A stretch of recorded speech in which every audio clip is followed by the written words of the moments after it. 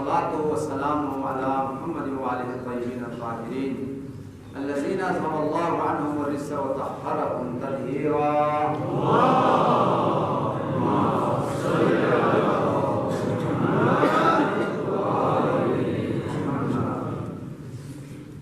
أما بعد فقد قال الله الحكيم بسم الله الرحمن الرحيم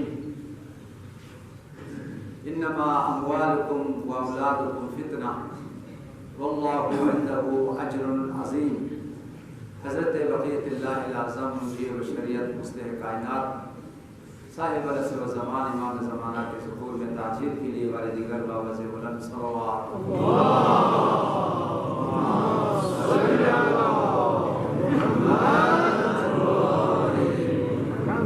جتنے بھی مومنین و مومنات بیمار ہیں پریشان حال ہے اور التماس سے دعا کیا ہے آپ حضرات سے ان سب کی پریشانیاں بیمار اور حاجات کی برآمدگی کے لیے والے دیگر باوز بلند صلوات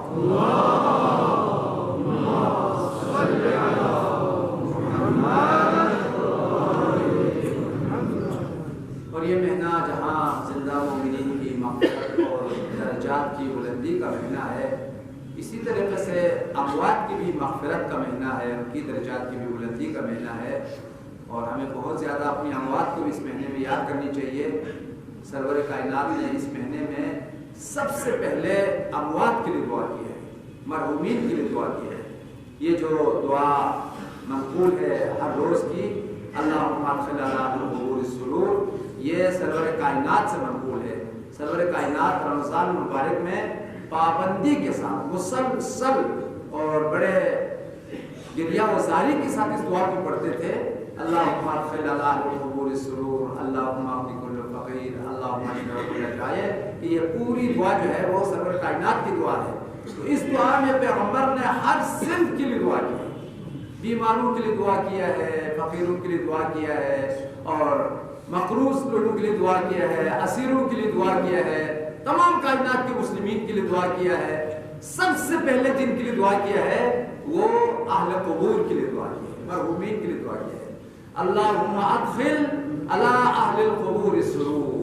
خدایا جتنے بھی اہل القبور ہیں, جتنے بھی مرحومین زیر خاک ہیں, سب کو خوشیاں عطا کر, سب کو سرور عطا کر, سب کے عذاب کو, سب کے عقاب کو, سب کی پریشانیوں کو دور کر. لہذا پیغمبر کی سنت سے, اس سیرت سے ہمیں یہ درس ملتا ہے اور یہ پیغمبر کی زندگی سے ہمیں سنت ملتی ہے کہ رمضان المبارک میں ہمیں اپنے مرحومین کے لیے ضرور دعا کرنا چاہیے اور ضرور ان کی درجات کی بلندی کے لیے, ان کی فرائض کی ادائیگی کے لیے, ان کی مغفرت کے لیے جو ہے وہ فکر کرنا چاہیے. لہذا ہم سب کے اموات کی درجات کی بلندی, مغفرت کے لیے اور ان کے عذاب و عقاب کی دوری کے لیے سب مل کر ایک مرتبہ آواز بلند صلوات.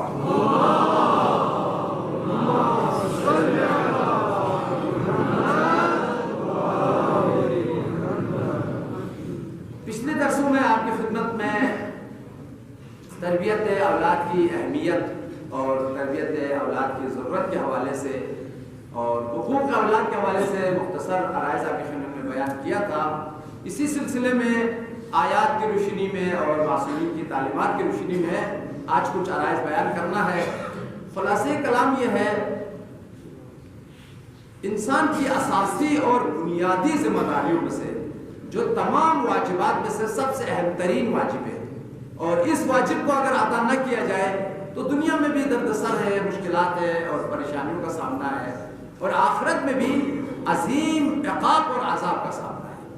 قیامت کے دن سب سے زیادہ عذاب ان والدین کے لیے ہے جنہوں نے اپنی اولاد کو منحرف کر دیا ہے, بے دین بنا دیا ہے, گمراہ کر دیا ہے. معاذ اللہ جن کی اولاد بگڑ چکی ہو ان والدین کے لیے بہت سخت عذاب کا سامنا ہے, اس لیے کہ انہوں نے امانت میں خیانت کیا ہے. یہ اولاد در حقیقت کل آپ نے عرض کیا وہ اللہ کی امانت ہے, جنت کا پھول ہے. اللہ تعالیٰ جب کسی بندے پر خاص عنایت کرنا چاہتا ہے تو اسے اولاد عطا کرتا ہے. اولاد ہدیہ الہی ہے, تحفہ پروردگار ہے. پیغمبر نے فرمایا اولاد جنت کا پھول ہے. اللہ تعالیٰ ماں باپ کے سرور کے لیے, ماں باپ کی خوشی کے لیے, ماں باپ کی نسل کو جاری اور ساری رکھنے کے لیے اولاد کی نعمت سے نوازتا ہے. لہذا اولاد خدا کی سب سے بڑی نعمت ہے, لیکن اگر اولاد کی تربیت نہیں کی جائے تو یہ شخص امانت الہی کا خائن ہے، اس نے امانت الہی میں خیانت کیا ہے۔ اس وجہ سے اللہ تعالیٰ نے سورہ مبارکہ تغابن کی آیت نمبر 15 میں تمام انسانوں کے لیے 2 بڑے امتحان قرار دیا، ہر انسان کے لیے، فقیر، امیر، مرد، زن، ہر انسان کا 2 بڑا امتحان ہے۔ اگر یہ امتحان اس نے نبھایا، اس امتحان میں کامیاب ہو گیا تو اللہ تعالیٰ اعلان کرتا ہے تو پھر تیرے خالق کے پاس عظیم اجر ہے، رب العظیم نے ان کا اجر کو بھی عظیم قرار دیا۔ اگر یہ 2 امتحان جو سخت ترین امتحانات میں سے ہے اس میں پاس ہو گیا، اس میں کامیاب ہو گیا تو اللہ تعالیٰ نے فرمایا واللہ عنده اجر عظیم، اس امتحان کو کامیاب کرنے والوں کے لیے خدا کے پاس اجر عظیم ہے۔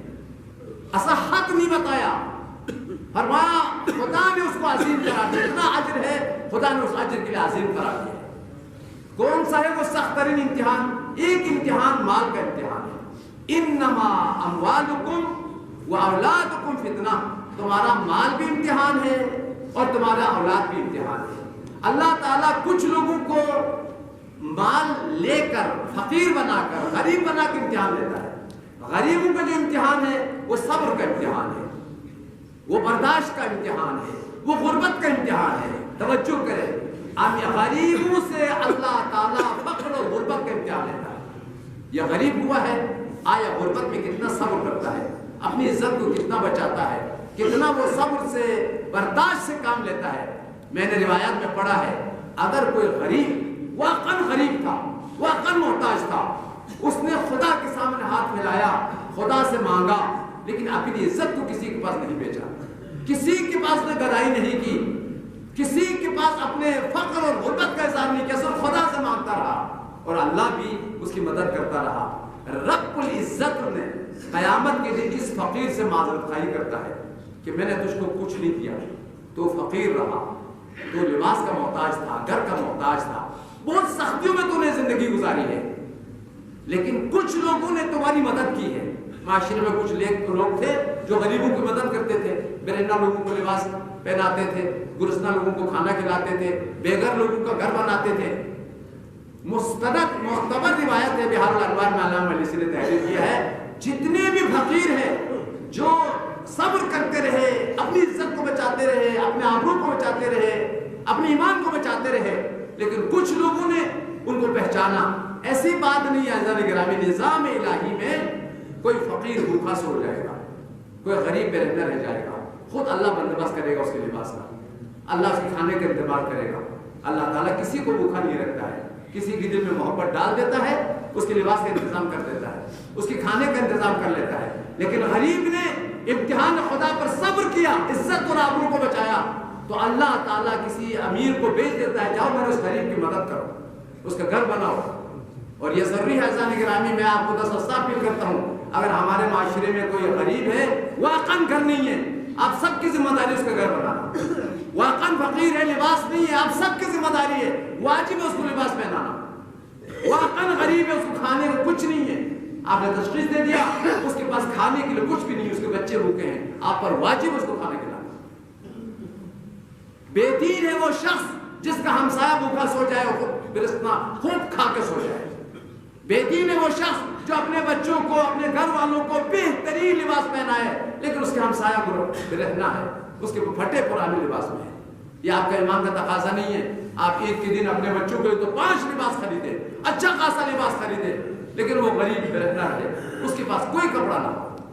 لہٰذا غریبوں کا امتحان اللہ تعالیٰ فقر کے ذریعے سے لیتا ہے، لیکن جب اس نے ایمان نہیں بیچا، صبر کیا، اللہ اس کی زندگی کو بنا لیتا ہے، امیروں کے ذریعے سے، مومنین کے ذریعے سے اس کی ضرورت کو پورا کرتا ہے۔ لیکن قیامت کے دن توجہ کرے، مستند روایات میں ہے اللہ تعالیٰ اس فقیر کو بھی جنت عطا کرتا ہے، فقیر کی مدد کرنے والا امیر کو بھی جنت عطا کرتا ہے۔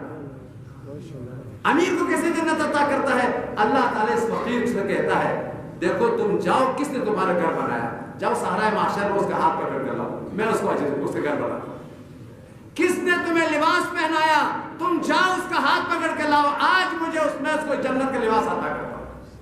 کس نے تمہاری گرسنگی کو، تشنگی کو ختم کیا، اس کو لے کے آؤ، آج میں اسے حوض کوثر پلاتا ہوں۔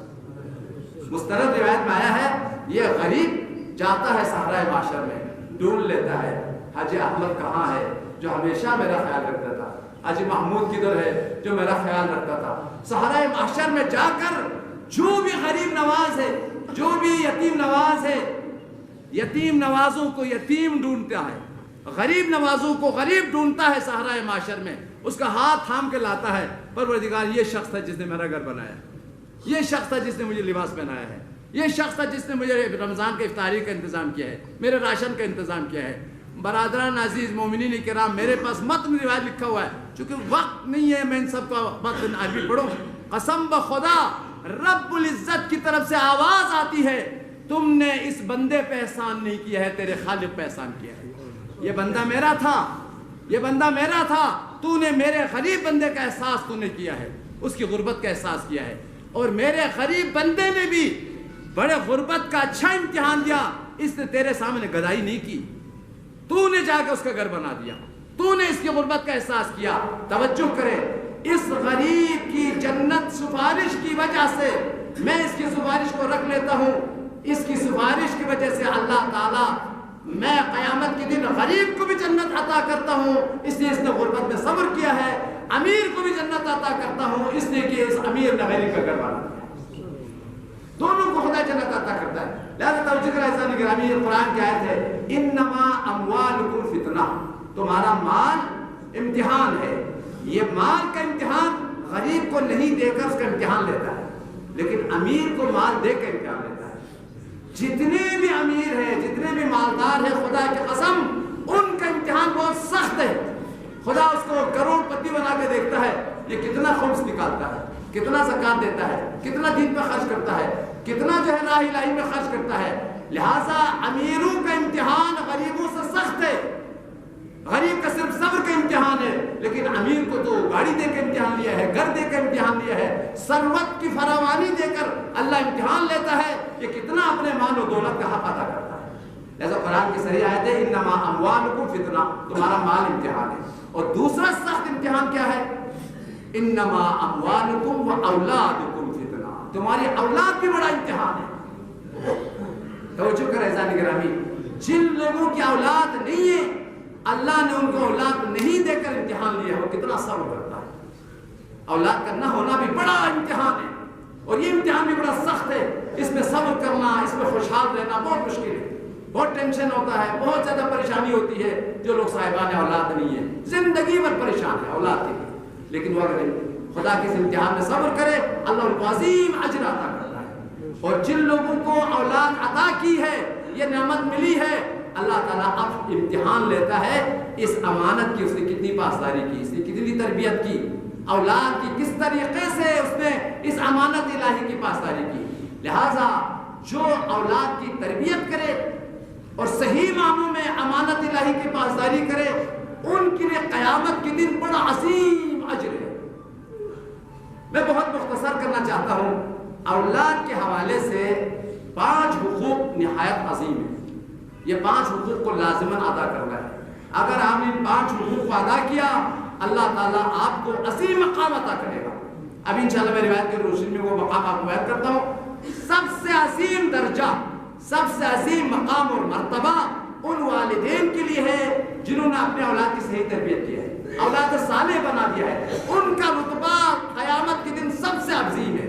انبیاء کے علاوہ، معصوم ہستیوں کے علاوہ عام انسانوں میں سب سے عظیم مرتبہ ان والدین کو خدا عطا کرتا ہے جنہوں نے اپنے اولاد کی صحیح معنوں میں تربیت کیا ہے، اولاد صالح بنا کر، سرباز امام زمانہ بنا کر، بہترین عاشق اہل بیت بنا کر معاشرے میں پیش کیا اپنے اولاد کو۔ 5 اہم ترین ذمہ داریاں قرآن پاک کی آیات روشنی میں۔ پہلی ذمہ داری یہ ہے، جب تک اولاد حد بلوغ تک نہ پہنچے، وہ اپنے قدموں پر کھڑے نہ رہے، اپنی ضروریات کو پورا نہ کر سکے، اس کی تمام ضروریات کا پورا کرنا، کھانا پینا علاج، یہ والدین کے اوپر فرض ہے۔ اور توجہ کریں عزیزان گرامی، آپ اپنے اولاد کے کھانے کے حوالے سے کنجوسی نہ کریں، یہ آپ پر فرض ہے۔ صحیح کھانا کھلاؤ، صحیح لباس پہناؤ، لباس پہنانے میں آپ کنجوسی نہ کرو۔ دوسرے بچوں سے اچھا آپ کا بچے کے لباس ہونا چاہیے، دوسرے بچوں سے آپ کا بچے کا کھانا اچھا ہونا چاہیے۔ کچھ لوگ معاذ اللہ بچوں کی بچپنے میں ان کی خوراک میں کمی کرتے ہیں، یا ان کی نگہداری میں، یا ان کی سرپرستی میں، ان کی جسمانی نگہداشتی میں بہت کوتاہی کرتے ہیں۔ والدین کی کوتاہی کی وجہ سے بچوں کا بدن کمزور رہ جاتا ہے، آنکھیں کمزور رہ جاتی ہے، بدن کے اندر وہ توانائی نہیں ہوتی ہے، بلکہ بعض اوقات میں بیماریاں بھی پیدا ہوتی ہے۔ باپ علاج نہیں کرتا، پھر بیٹا اسی بیماری کی وجہ سے دنیا سے چلا جاتا ہے۔ یہ شخص غدار ہے، خیانت کار ہے، امانت الہی میں اس نے خیانت کی ہے۔ بچوں کو صحیح طریقے سے علاج کرنا، صحیح طریقے سے غذا کھلانا، صحیح طریقے سے لباس پہنانا، یہ اولین فرائض میں سے ہے، والدین کی ذمہ داریوں میں سے۔ اور قرآن پاک میں صریح اس بات کا اعلان ہے، وَعَلَى الْمَوْلُودِ لَهُ رِزْقُهُنَّ وَكِسْوَتُهُنَّ، والد پر واجب ہے بیٹے کی، اولاد کی تمام ضروریات زندگی کو فراہم کرے، کھانے کی، پینے کی، لباس، سب کچھ، وَكِسْوَتُهُنَّ، اور بچوں کے جو لباس ہے وہ فراہم کرنا والدین پر واجب ہے۔ خدا نہ اس بچے صحیح لباس نہیں پہنا ہوا ہے، اس کے پاس لباس نہیں ہے، سردیوں کے لیے مناسب لباس نہیں ہے، ٹھنڈ سے مر جاتا ہے، گرمیوں کا لباس نہیں ہے، ضرورت کے مطابق لباس نہیں ہے، تو یہ آپ کا خیانت کاری ہے۔ اس کو صحیح لباس پہنانا واجب ہے۔ روایت میں آیا ہے رزق کے وسیع ہونے کے عوامل میں سے، امیر ہونے کے عوامل میں سے اپنے گھر والوں کو صحیح طریقے سے کھلانا، گھر والوں کو خوشحال رکھنا ہے۔ جو اپنے گھر والوں کو صحیح کھلاتا ہے، صحیح پہناتا ہے، بہت خوشحال رکھتا ہے، اللہ تعالیٰ اس انسان کو امیر بنا دیتا ہے، اس کے رزق میں وسعت عطا کرتا ہے۔ حضرت امام صادق امام رضا علیہ السلام کا فرمان ہے،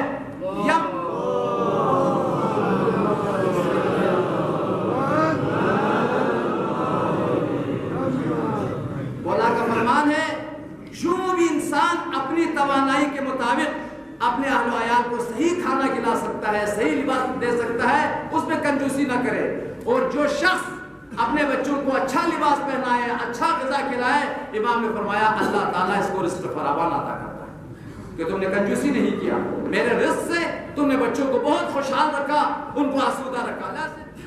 اور وہ جو کام کر رہا ہے وہ جہاد کا درجہ رکھتا ہے، اور یہ شخص جو کام کے میدان میں اگر مر جائے تو اللہ اس کو شہادت کا درجہ عطا کرتا ہے۔ یہ جہاد ہے جو انسان کام کر رہا ہے، رزق حلال کما رہا ہے، دنیا دکان پہ بیٹھ کر کام کر رہا ہے، اپنے کھیت میں کام کر رہا ہے، جو بھی ضروریات زندگی کو پورا کرنے کے لیے کام کرتا ہے، یہ کام اسلام کی نگاہ میں جہاد ہے، اور یہ شخص مجاہد کا درجہ رکھتا ہے۔ لہذا سخت محنت کرنا چاہیے، کوتاہی نہیں کرنا چاہیے۔ گھر میں بیٹھے فقیر ہو جائے، بچے بھی پریشان ہو جائے تو یہ بہت بڑا گناہ ہے۔ آپ نے کوتاہی نہیں کر، آپ نے کام نہیں کر کے، بچے بھی فقیر ہیں، غریب ہیں، اور آپ بھی پریشان ہیں۔ لہذا جتنا ہو سکے محنت کرنا، زحمت کرنا، گھر والوں کی ضروریات کو پورا کرنا، یہ ہر انسان کے اہم ترین واجبات میں سے ہے۔ دوسرا جو واجبات میں سے ہے، دیکھیں میں پچھلے 20 سالوں میں دیکھ چکا ہوں، اور ہمارے ایران کی بہت بڑی شخصیت ہے، ان کی ورلڈ لیول پر کتاب ہے مفاتیح الحیات، پوری دنیا میں مشہور ہے، اور یہ سب سے عظیم ترین کتاب جس کو اعزاز بھی ملی ہے اس کتاب کے لیے، اس کا نام ہے مفاتیح الحیات۔ حضرت آیت اللہ جوادی عاملی، مفسر بھی ہے، فقیہ بھی ہے، فیلسوف بھی ہے، عظیم شخصیات میں سے ہے۔ آیت اللہ جوادی عاملی اپنی کتاب مفاتیح الحیات میں لکھتا ہے، ہر والدین کے لیے کھانا، پینا، لباس، علاج یہ واجب ہے، اس کا بناء احسن ادا کرنا ضروری ہے۔ اس کے علاوہ اور 3 اہم واجبات ہیں، اس کا ادا کرنا ضروری ہے۔ پہلا واجب یہ ہے ان 3 میں سے اس کے عقائد کو ٹھیک کرنا، عقائد سکھانا۔ عقائد میں اس کو خدا شناسی ہے، تو پیغمبر شناسی ہے، اصول دین پورا معاد ہے، امامت ہے، پورا جو اصول دین کا سسٹم ہے یہ عقائد سے متعلق ہے۔ خدا کی معرفت کرانا واجب ہے، رسول کی معرفت کرانا واجب ہے، قیامت کی معرفت کرانا واجب ہے، ائمہ کی معرفت، ان کی عظمت، ان کی امامت، ہمارے امام کون ہے، ان کی کیا شان ہے، کیا مرتبہ ہے۔ لہذا اصول دین کا سکھانا یہ ہر والدین پر واجب ہے۔ اگر بچے کا اگر خدا نہ اس کے اخلاق میں کمی ہے، عقائد میں کمزوری ہے، خدا کو نہیں پہچانتا، رسول کو نہیں پہچانتا، کل کو بے دین ہو جائے تو یہ والد خیانت کار ہے، آپ نے اس کے عقائد کو مضبوط نہیں کیا۔ لہذا عقائد کا سکھانا اولاد کے اوپر، والدین کے اوپر اولاد کے اہم ترین حقوق میں سے، اور جو پہلا جو ہے وہ حقوق مادی، کھانا پینا لباس، اور دوسرا جو ہے عقائد، تیسرا جو ہے فروع دین ہے، فرائض ہے، واجبات ہے، جتنے بھی فرائض ہے، فرائض میں نماز شامل ہے، فرائض میں وضو شامل ہے، فرائض میں غسل شامل ہے، جو بھی پریکٹیکل عملی زندگی میں واجبات ہے، ان واجبات کا سکھانا اصولی طور پر والدین پر فرض ہے۔ آپ کے اوپر واجب ہے اپنے بیٹے کو نماز سکھا دو، وضو سکھا دو، غسل سکھا دو۔ بالغ ہونے سے پہلے تمام فرائض کا سکھانا یہ والدین کے اوپر ضروری ہے۔ اور تیسری چیز جو سکھانا ضروری ہے، متعدد روایات میں آیا ہے، وہ بہترین آداب اور اخلاق ہے۔ بچے کو بہترین آداب سکھانا، بہترین اخلاق سکھانا، یہ والدین کے اوپر واجب ہے۔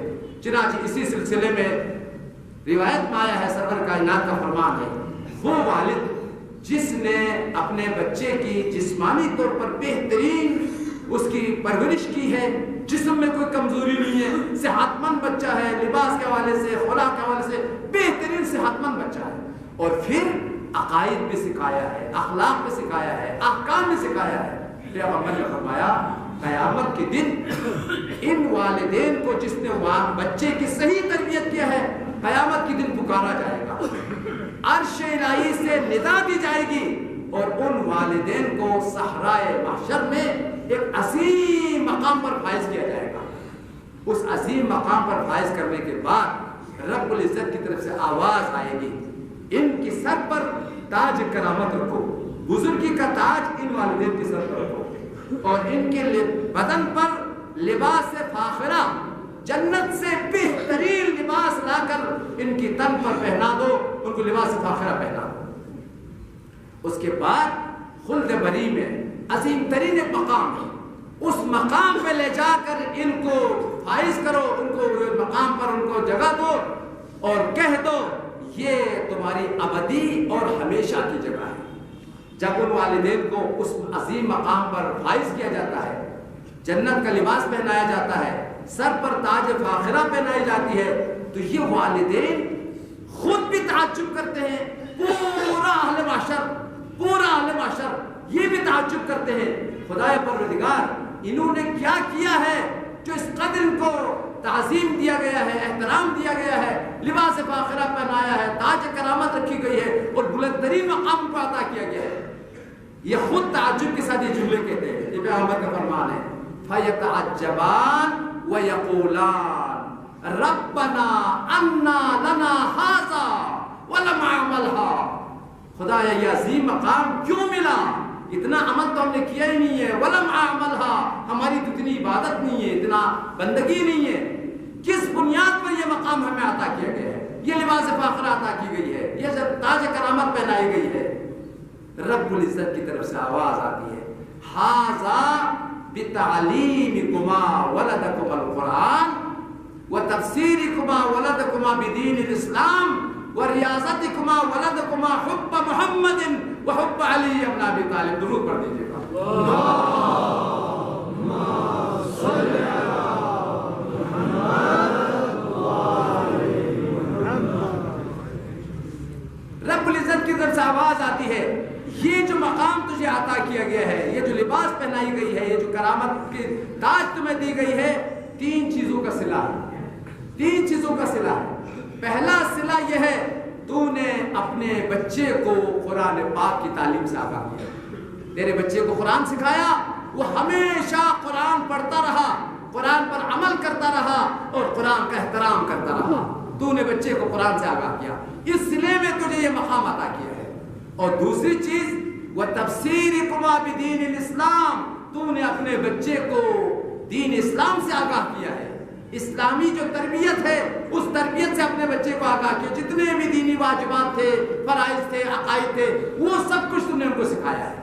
اور تیسری چیز، تو نے اس بچے کے دل میں میرے حبیب رحمت للعالمین پیغمبر گرامی اسلام کی رسالت، ان کی محبت، ان کی معرفت کو بیٹے کے دل میں ڈالا ہے، اور امیر المومنین امام المتقین علی بن ابی طالب کی ولایت سے، ان کی محبت سے تم نے اس بچے کو آگاہ کیا ہے۔ ان تین وجوہات پر پروردگار عالم نے تجھے تاج کرامت بھی پہنائی، لباس فاخرہ بھی عطا کیا، اور ابدی مقام بھی تجھے عطا کیا۔